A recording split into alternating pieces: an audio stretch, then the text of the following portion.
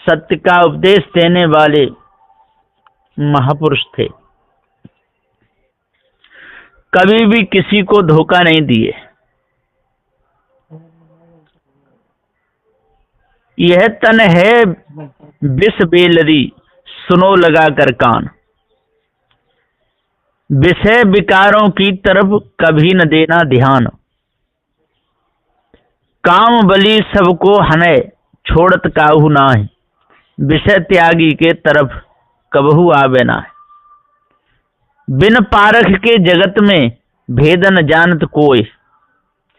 विषय विकार त्यागे नहीं, मरे धरा पर दोय। कामी भर्मिक दोय का लगा ठिकाना ना है। चेतन पूजा छोड़ के पूजा जड़ के पाए। सदगुरुदेव जी कहते हैं कि इस संसार में जिधर देखो तर भर में फंसे हुए हैं, सत्य को नहीं मानना चाहते।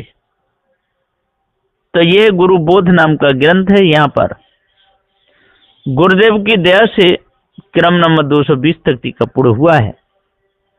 अब मैं आगे गुरु की दया से और टीका सुनाता हूं। दीन दयाल भेष यह धारो अति प्रिय कीन। ताते शिष्य समुदाय यह मंगलमय को चीन। सदगुरुदेव जी कहते हैं ये 221 नंबर का दोहा है। सदगुरु श्री राम स्वरूप साहब जी ने और इसका टीका किया है बहुत सुंदर ढंग से, कोई कसर नहीं छोड़ी। दीन गरीब जीवों पर दया करने वाले दीन दयालु श्री सदगुरु श्री कबीर साहब तथा आपके अनुयायी पारखी सदगुरु ये त्याग वैराग की निशानी रूप साधु भेष को ही मुक्ति सहायक ठहराकर निश्चय पूर्वक अत्यंत प्रेम भाव से धारण कर लिए। साधु भेष को ही अतिशय प्रेम से ग्रहण किए। इस वास्ते हे शिष्य ये साधु भेष का समुदाय या समूह रूप में भेष का संसार में महात्म्य हो रहा है। उनमें पारखी सदगुरु के शिष्य समुदाय मंडलियों का जो भेष सदगुरु के टकसार संयुक्त है, सो यही रहनी सदगुण सहित का भेष ही ग्रहण है। नर जीवों के कल्याणकारी ये त्याग भेष शुभ चिन्ह है। मुक्ति की पताका निशानी रूप ही पारखी सदगुरु के सत्य भेष को पहचान लो, यही मंगलमय का चिन्ह है, ऐसा जानो। मंगल मूर्ति साधु गुरु लक्षण लक्षित अंग। गुरु अधिकारी वस्तु के दृष्टि है नित संग। सदगुरु के गुण और सदगुण के गुण लक्ष्य तन मनाद सर्वांग में लक्षित व्यवस्थित पूर्वक से हंस रहनी रहस्य का धारण होने से पारखी साधु गुरु मंगल मूर्त कल्याणकारी जीवन मुक्त हुए हैं। उनके संग में निज स्वरूप की अपरोक्ष पारख दृष्टि मौजूद है। उस चेतन वस्तु का बोध प्राप्त करने वाले जिज्ञासु अधिकारी के प्रत्येक सदगुरु रूप से पारख बोध का प्रकाश कर देते हैं। विशेष करके सदवस्तु की गुरु दृष्टि सदा उनके संग में बनी ही रहती है। उसी से वे मुक्ति स्थिति में स्थिर रहते हैं। कभी भी किसी को धोखा नहीं देते और धोखे में न किसी को फंसाते हैं। साधु गुरु को भेद यह भेष साधु इम भेद, किंचित दृष्टि प्रताप गुरु, बहु प्रकार कहीं भेद। यही मुख्य भेद साधु और गुरु के बारे में है, और भेष तथा साधु के बारे में भी उपरोक्त प्रकार से ऐसे बहुत से भेद हैं, जो बात वेद शास्त्रों में बहुत प्रकार से कही है, और वेदवादी बहुत तरह से कहते हैं। सो तो ब्रह्म भूल कल्पना है, उससे तो जीवों का सत्य बोध ही नहीं होता है। जब सदगुरु के कृपा प्रसाद से किंचित मात्र भी कोई दुख नहीं होता है, विवेक दृष्टि खुल जाती है, तब सबों का भेद अच्छी तरह से ठीक ठीक जानने में आ जाता है। अतः पार के सदगुरु के सत्संग में ही लगे रहना चाहिए। गुरु साधु अंतर नहीं, एकता बहुत ये, साधु भेष अंतर कछुक, दृष्टा दृष्टि करे। सदगुरुदेव जी पारख बोधदाता सदगुरु तथा उनके बोध प्रताप सच्चे साधु दोनों के रहनी बोध एक ही होने से उनमें कोई अंतर या भेद का पर्दा नहीं है। इसमें बहुत ही एकता, समानता, मेल मिलाप रहता है। और सच्चे त्यागी वैराग्यमान साधुओं में तथा केवल भेषधारी भ्रमिक उजड्डू लोगों के भेष मात्र में तो अंतर या भेद का पर्दा बहुत कुछ लगा रहता है। दृष्टा और दृष्टि में जिनकी कोई पहचान ही नहीं, तो वो क्या विचार करेंगे? बेचारे वो विचार कर ही नहीं सकते, वो तो धोखे में डालते रहते हैं। लेकिन सदगुरु तो सभी प्रकार के धोखे से बचाते हैं, दूर करते हैं। दृष्टा ठहरे परख गुरु, अति प्रसन्न गुरु ज्ञान, संग करे पांचों और 25 समजान।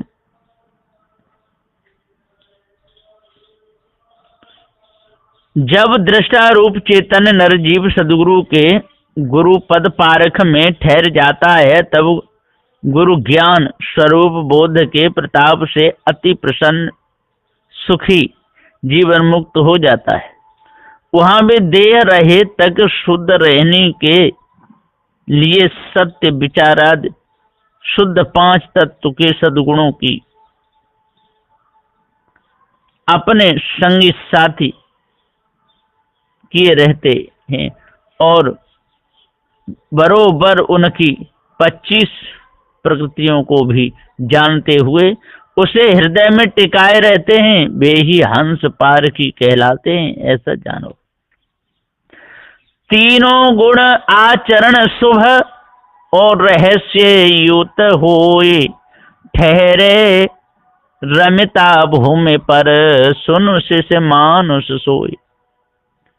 रज सत तम इन त्रिगुणों के विकार से रहित उनकी जगत में विवेक, गुरु भक्ति और दृढ़ वैराग्य इन शुद्ध 3 गुणों की धारणा करके शुद्ध शुभ आचरण से वर्तते हैं, और जो सब मत मतांतरों के भेष को जानने वाले हो, वाणी खाने के विकार कसर खोट को पहचानने वाले हों, हंस रहनी पारक बोध के रहस्य के सहित हूँ, तथा रमिता चेतन जीव की भूमि स्वयं स्वरूप की स्थिति पारक भूमिका पर जो पूर्ण सत पुरुषार्थ से ठहरे हों, वह ठहरते हैं।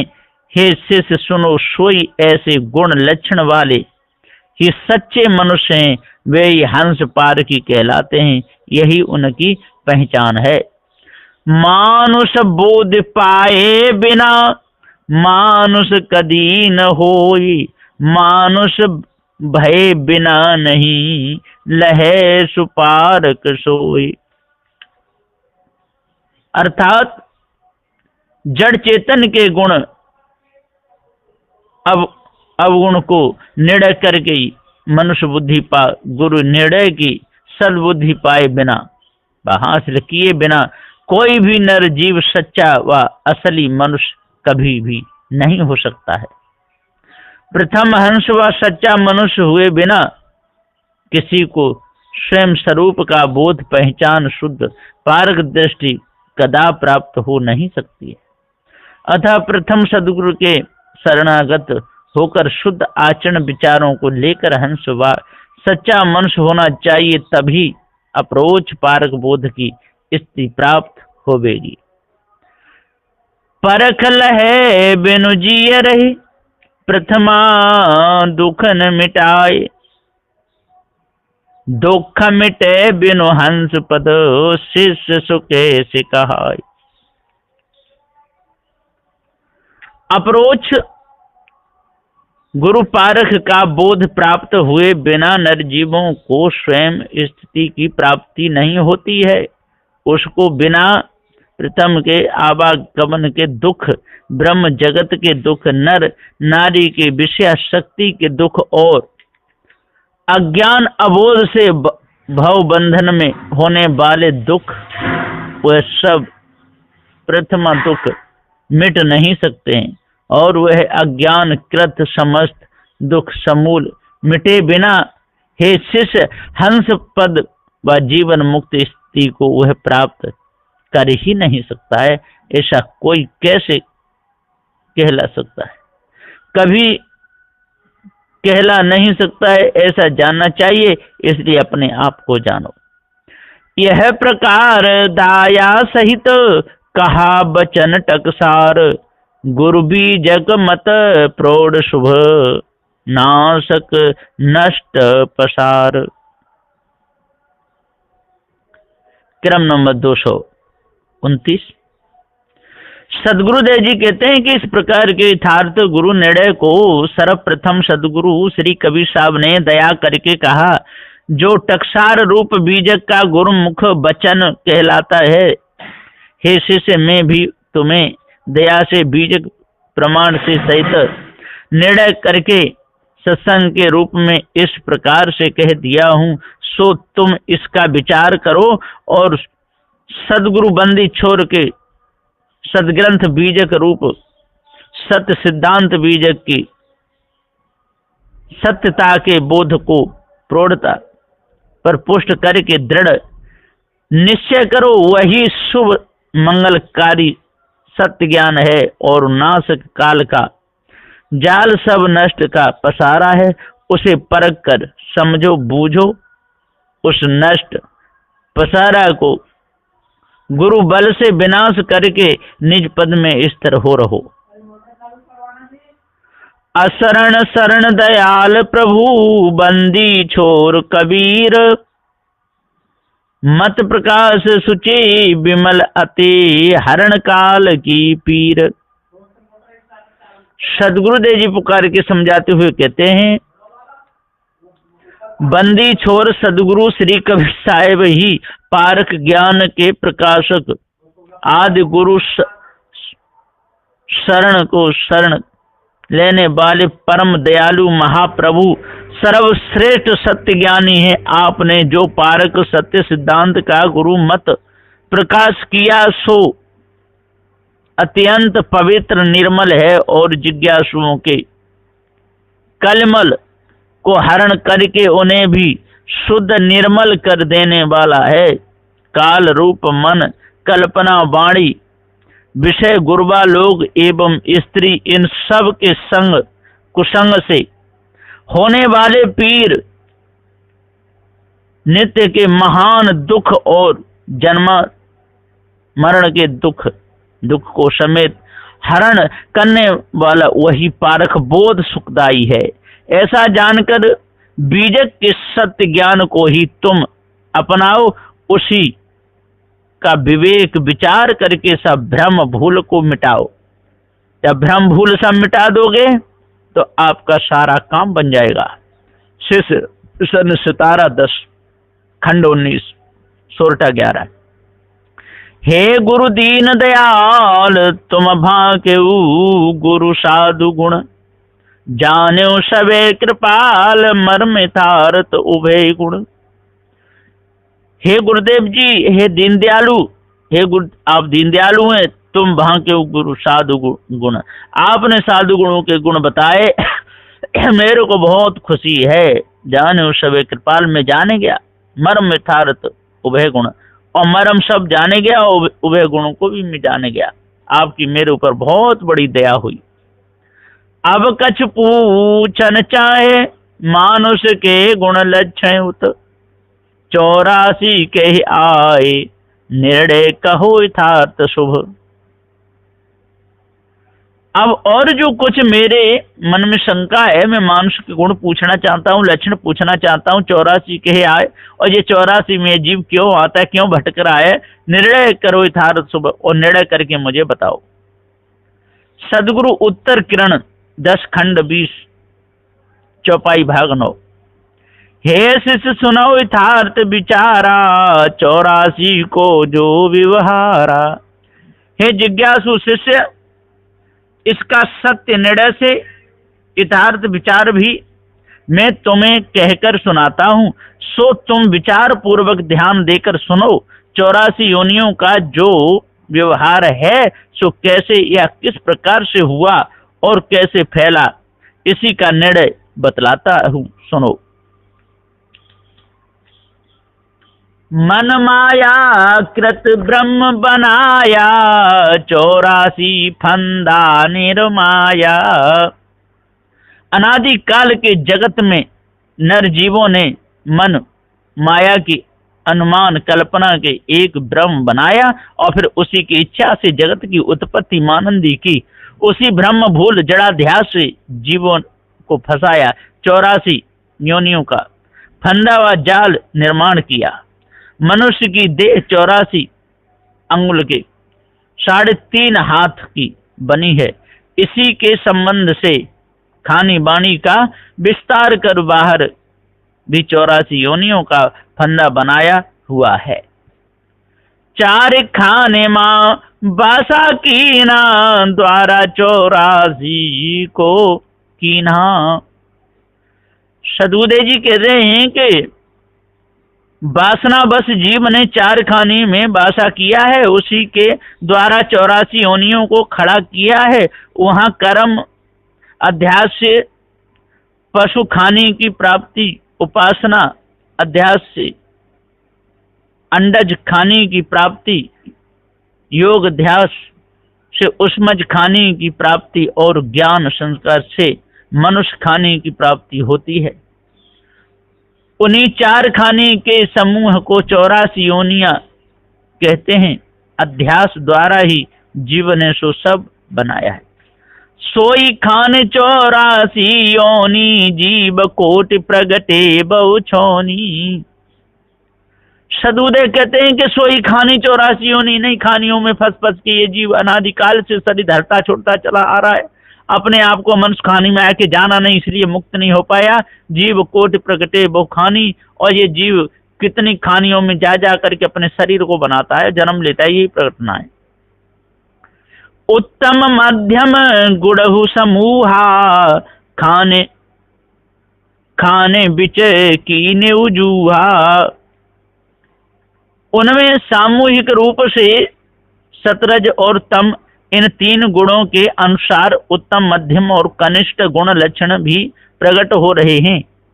और उन खानियों के मध्य में जुदे जुदे स्वभाव वाले कोई उत्तम, कोई मध्यम और कोई अधम होते हैं। सो उनका बहुत जमाव खानियों के बीच बीच में रहता है। वे एक दूसरे को सुख और दुख भी देते रहते हैं, अदला बदला भी करके भोगते रहते हैं। यही विधि 4 खाने 84, बसे जहां ता नष्ट प्रकाशी। इस प्रकार से 4 खानियों के विस्तार समूह ही 84 योनियां कही जाती हैं। नष्ट रूप ब्रह्म बनकर व विषयाध्यासी होकर समस्त चेतन जीव जहां तहां जल में, थल में, पत्र पुष्प वनस्पतियों में, अनाजों में, फलों में इत्यादि जगहों में जाकर देह धर धर कर कर्म का फल भोग रहे हैं। जड़ देहों को सदा देकर प्रकाश कर नाना क्रियाएं प्रकट कर रहे हैं। बिना पारख के प्रकाशी जीव नष्ट नष्ट दुखी हो रहे हैं, आवागमन में पड़ रहे हैं। पारख जीवन कष्टित देखी, खाने उग्र बोधित के लेखी। पारखी सदगुरु ने पारख करके सब जीवों को जड़ाध्यास बस 84 योनियों में पड़े हुए त्रिविध ताप में संतप्त बहुत ही कष्टित देखा और अखंड और भी अंडज उष्मज पशु तथा मनुष्य इन 4 खानियों के अंतर्गत मनुष्य रूप मात्र भी आ जाता है, परंतु मनुष्य जन्म कर्म भूमिका होने से यह उग्र सबसे बड़ा बोध करने लायक है। निस्वरूप का बोध प्राप्त करके मुक्त होने में समर्थ है। ऐसा विवेक से बोध हासिल करके और भ्रम भूल कल्पना को त्यागना चाहिए, दूर करना चाहिए। 4 खान दृष्टा जब देखा, निर्णय खान मनुष्य की पेखा। और जब दृष्टा जीव ने 4 खानियों को भली प्रकार से देखा, तब मनुष्य खानी को ही निर्णय करने की जगह देखा, अथवा दृष्टा पारखी ने जब 4 खानियों के स्वभाव गुण लक्षणों को विवेक दृष्टि से देखा और तब निर्णय खानी मुक्ति के द्वार कर्म क्षेत्र सर्वोपरि मनुष्य की खानी में नरदेह को ही देख लिया। इसी से आपने इसको महत्व दिया।